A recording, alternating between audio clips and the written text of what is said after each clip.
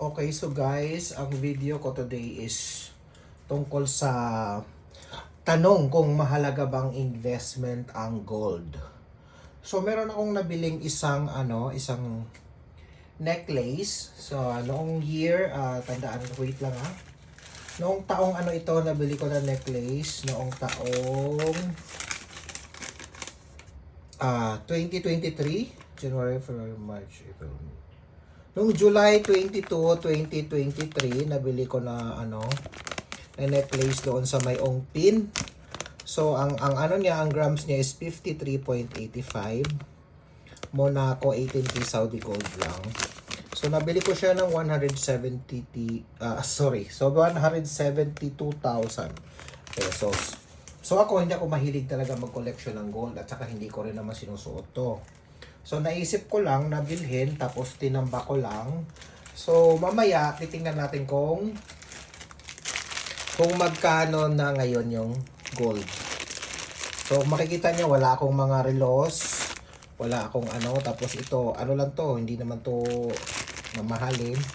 Wala akong relos kasi iniisip ko na hindi ko type yung magsuot ng mga ganon kasi meron naman akong cellphone. So kung ang purpose ko ay magsuot lang ng para malaman yung oras, may cellphone naman ako. So ito, may binili naman akong timbangan na I'm not sure ewan ko lang kung gagana to .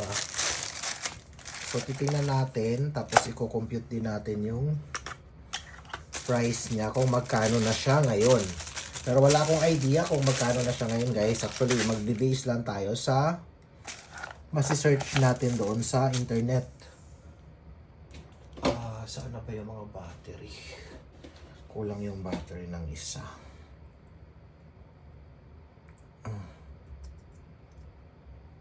So kayo guys, mahilig ba kayo mag-ipon ng mga gold, mga kahit anong gold?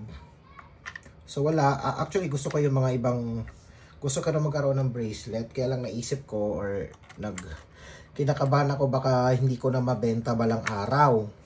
Wala naman talaga akong idea kung mabibenta ba or kung paano ba ibinibenta at anong purpose, bakit, di ba kinokollect na ng iba. So wala akong nababalita naman na binibenta na lang nila ng paggipit. At saka yung price ba yan, so 0-0 na siya. Timbangin na natin siya. Okay, so 53.8. So, ang nakalagay dito sa akin guys is 53.85. Pero kaso yung decimal point niya is ganyan nga, 53.8.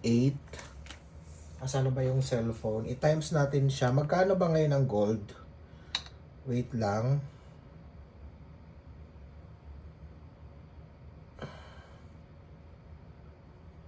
Search ko muna kung magkano.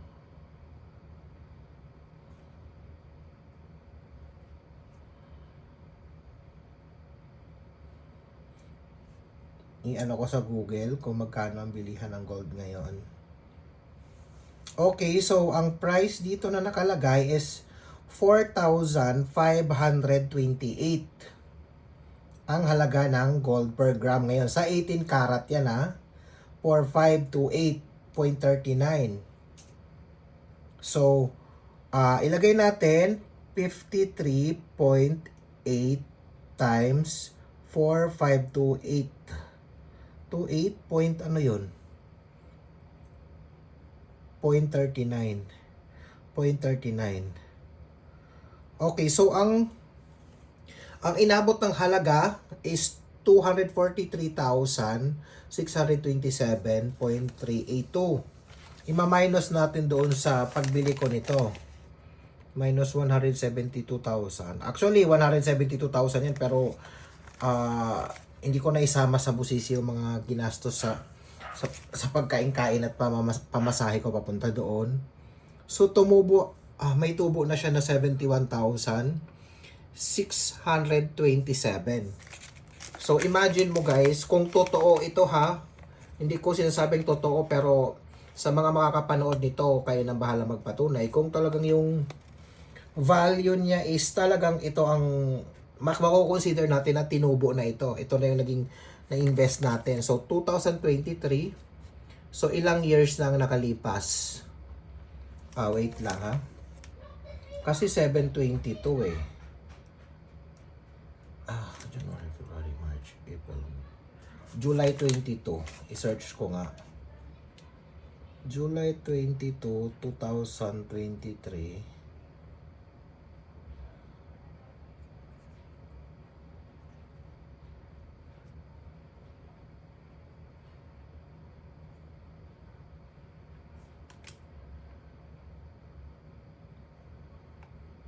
Okay, so 1 year and 9.5 months lang ang ang pagitan niya. Isang taon lang, sa isang taon lang tumubo na ng 71,627. So, kung totoo ito, magandang investment talaga ang gold. Ang problema, paano ba ibebenta yung ganyan? Kasi kumbaga, sa oras ng kagipitan, pwedeng ibenta pala yung gold ng ganito. Ayon sa sabi-sabi nila ha, pero as hindi naman talaga ako collector ng gold at wala akong iba pang gold na kung ano-ano, ano ba sa palagay nyo? Magandang investment ba talaga ang gold? Or ano lang yan? Kasi pataas ng pataas eh. O di ba? Paano ba yung ganito? At saan nyo binibenta? May idea ba kayo kung saan binibenta ang gold?